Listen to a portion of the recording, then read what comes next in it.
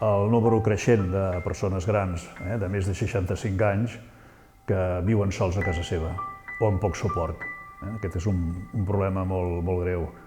I després, el dret que tenen la resta de persones amb discapacitat o amb certs graus de dependència, malaltia mental o una discapacitat funcional, de poder també viure sols a casa seva amb suport. Això és el més transcendent a la comarca en aquest moment.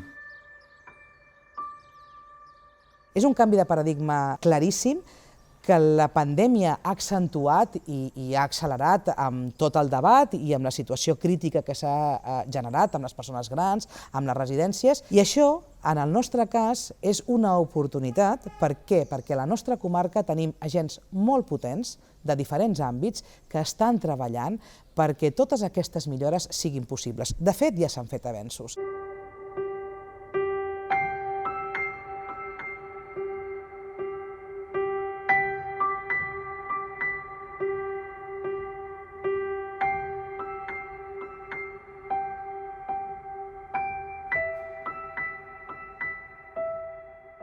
Never Alone, Mai Sols, és una plataforma informàtica que està situada en el núvol, amb tots els sistemes de seguretat que es requereixen.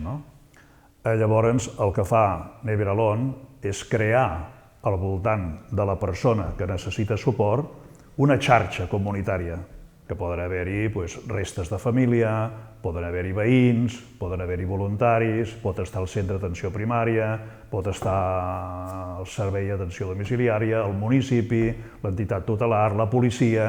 Per tant, aquesta xarxa al voltant el que fa és coordinar-se en base als suports que aquesta persona necessita.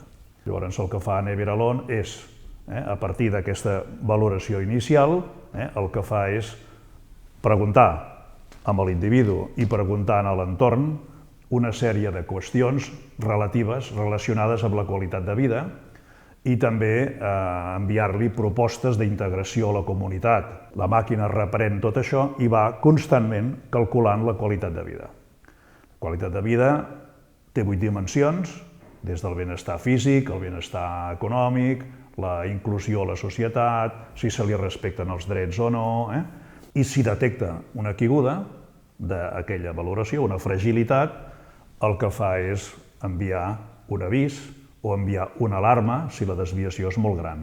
I en els casos més extrems, es poden afegir sensors, es pot fer servir la intel·ligència artificial, es pot fer servir la veu, recomanacions, etc. I aquest conjunt és el que en diem Never Alone.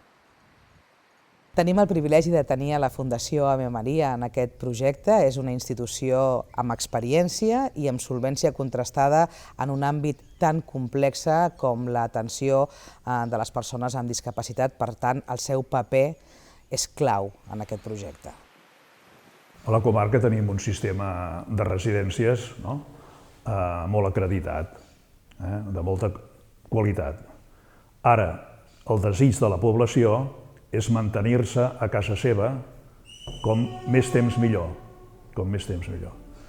Per tant, no solament és el desig individual, sinó que la Covid-19, les normatives internacionals i el que fan els altres països porta que la comarca es tingui que orientar cap a sistemes d'assistència domiciliaris i més proactius i més coordinats. Salut, drets socials i justícia.